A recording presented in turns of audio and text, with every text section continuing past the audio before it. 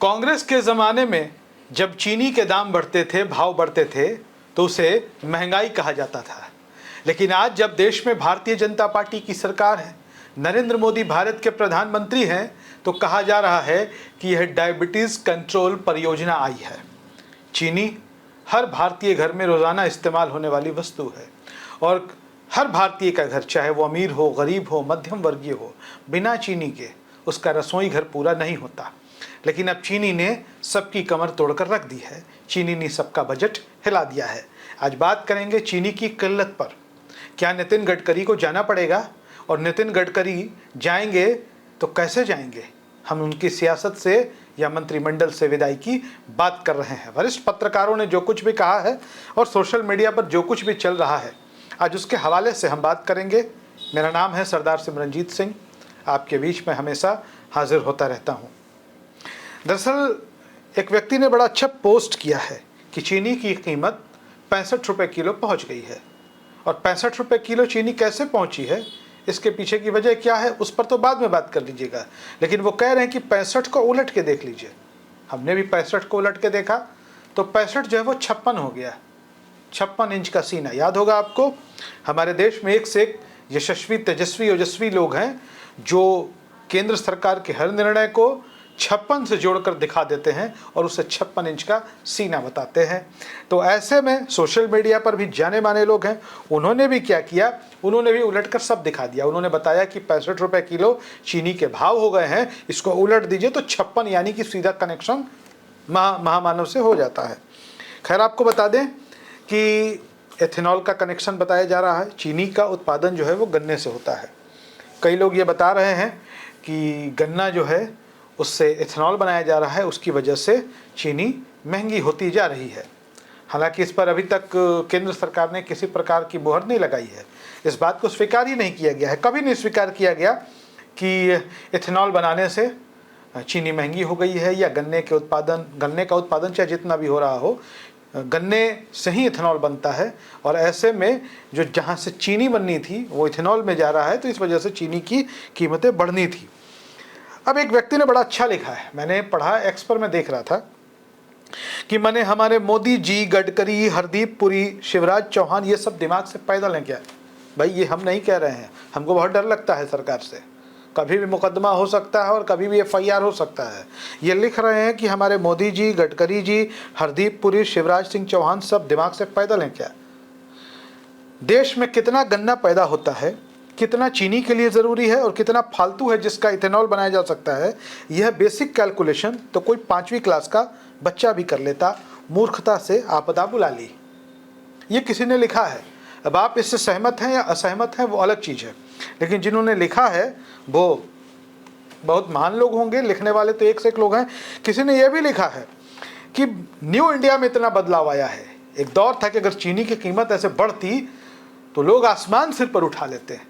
देश की मीडिया महंगाई का इतना शोर मचाती कि लगता कि बस देश में महंगाई ही महंगाई है, बाकी कुछ है ही नहीं।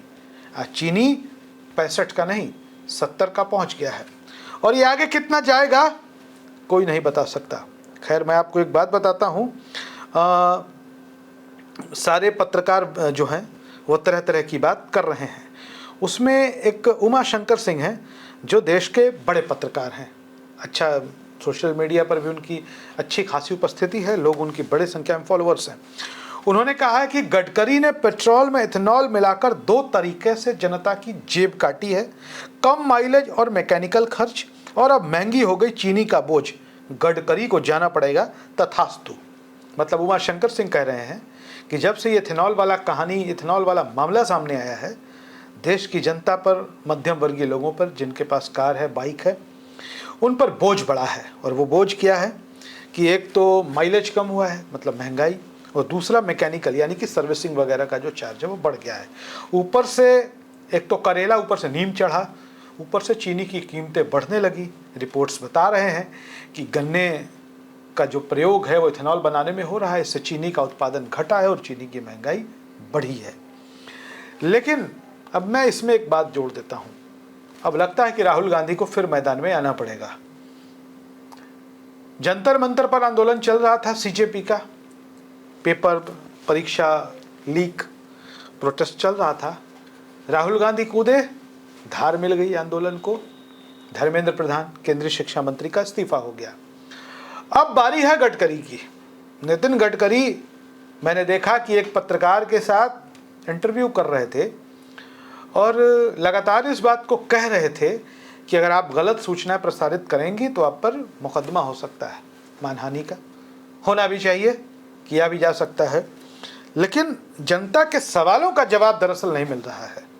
राहुल गांधी को ही अब इसमें आगे आना होगा। राहुल गांधी ने एक वीडियो बनाया भी था इथेनॉल को लेकर, लेकिन अब चीनी वाले मुद्दे को राहुल गांधी को आगे आना पड़ेगा, क्योंकि सवाल आम आदमी से जुड़ा हुआ है और विपक्ष का फर्ज है आम आदमी के सवालों को उठाने का, और राहुल गांधी को यह बोलना पड़ेगा। मैंने फिर पढ़ा कि कुछ लोगों ने यह भी कहा कि भारत, एक बहुत बड़ी बात जो मैं बताने जा रहा हूं सोशल मीडिया से ही हमने लिया है। मृगेंद्र प्रताप सिंह जाने माने पत्रकार हैं और उन्होंने चीनी की बढ़ती कीमतों पर जो कहा है वो सुनिए। भारत विदेशों से 1 मीट्रिक टन यानी 10 लाख टन चीनी आयात करने जा रहा है, वो भी ड्यूटी फ्री इंपोर्ट करने जा रहा है। अब भारत लगभग 4000 करोड़ की चीनी का आयात करेगा और ड्यूटी फ्री होने से भारत को 4000 करोड़ का नुकसान होगा। भारत सिर्फ 1 महीने के अंदर चीनी निर्यातक देश से चीनी आयातक देश बन गया है। इसके लिए कौन जिम्मेदार है? वरना भारत अभी तक यूएई, अफगानिस्तान, श्रीलंका, बांग्लादेश, जिबूती और सोमालिया को चीनी निर्यात कर मोटा मुनाफा कमाता था, जिससे देश को एक नुकसान यह भी होगा। ये घटना पूरी तरह से पॉलिसी प्लानिंग की असफलता को दिखाता है। मृगेंद्र प्रताप सिंह ने जो पोस्ट किया है, मैंने उनके पोस्ट को ट्विटर से लिया है, वो बहुत बड़ी बात, सबसे बड़ी बात तो वो कह रहे हैं कि पूरी तरीके से ये पॉलिसी प्लानिंग की असफलता है।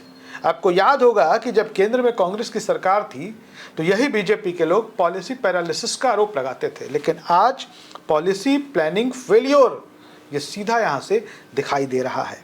1 महीने के अंदर भारत जो था चीनी निर्यातक देश था, आज वो चीनी आयातक देश हो गया। मतलब हम चीनी दूसरे को दिया करते थे, आज स्थिति यह है कि चीनी हमें लेनी पड़ रही है। यह देश को बड़ा नुकसान होगा। उन्होंने सूचना भी दी है कि भारत विदेशों से 1 मीट्रिक टन यानी 10 लाख टन चीनी आयात करने जा रहा है। अब चीनी आयात तो हो जाएगा, लेकिन इसके महंगाई पर कितना नियंत्रण होगा यह देखने वाली बात होगी। मेरा व्यक्तिगत अनुभव कहता है कि बहुत फर्क नहीं पड़ेगा। दाम बढ़ जाते हैं तो कम कहाँ होते हैं, और महंगाई का जो डबल डोज है वो देश की जनता पर पड़ रहा है। हालांकि आज से 4-5 साल पीछे जाएं तो महंगाई पर लोग कहते थे शेर पालना महंगा होता है। पता नहीं किसको वो शेर कहते थे। हम तो यही देखते हैं कि इंसान को पालना महंगा होता है। हम जिनको वोट देते हैं या जो हमारी सत्ता में बैठे हुए लोग हैं वो इंसान हैं, कुछ लोगों को वो शेर नज़र आते हैं। मैं ऐसे विचारों से वाकिफ़ नहीं होता हूँ। महंगाई पर सवाल पूछने पर लोग हिंदू मुसलमान वाला जुमला फेंक देते थे, लेकिन अब जो नई पीढ़ी है वो इस बात को सुनने समझने को तैयार नहीं है। हिंदू मुसलमान के चक्कर में वो फंसी नहीं रही, खूब गुगली फेंकी जा रही है। अब देख नहीं रहे, वंदे मातरम का मामला उछाला जा रहा है। क्या फ़र्क है आम पब्लिक पर? आम पब्लिक जो है, जेनजी जो है, वो तो खुद तो सरकार से सवाल पूछ ही रहे हैं अपने हक अधिकार के लिए। वो अपने माता पिता को भी इस बात के लिए प्रेरित कर रहे हैं। तो उन्होंने अपने घर परिवार में ऐसा माहौल बना दिया है कि आज महंगाई एक मुद्दा है। चीनी की बढ़ती कीमतों को लेकर लोगों के अंदर आक्रोश है। और नितिन गडकरी के इस्तीफे की बात वरिष्ठ पत्रकार कह रहे हैं उमाशंकर सिंह कि जाना पड़ेगा, तथास्तु उन्होंने लिखा है। लेकिन ये ऐसे नहीं जाएंगे, इसमें राहुल गांधी को ही आगे आना होगा। आप इस विषय पर क्या सोचते हैं? क्या चीनी की बढ़ती कीमतों ने आपके बजट को बिगाड़ा है? आपका जो रसोई घर है उस पर इसका क्या असर पड़ा है? क्या ये कहना, और कई सरकार के मंत्री जो कह रहे हैं कि अच्छा है चीनी की कीमतें बढ़ रही हैं तो डायबिटीज़ कंट्रोल होगा, ये कहना कितना उचित है? क्या ये आपको 2013 की मनमोहन सरकार के मंत्रियों की याद नहीं दिला रहा है? अपनी राय कमेंट बॉक्स में ज़रूर लिखें। धन्यवाद।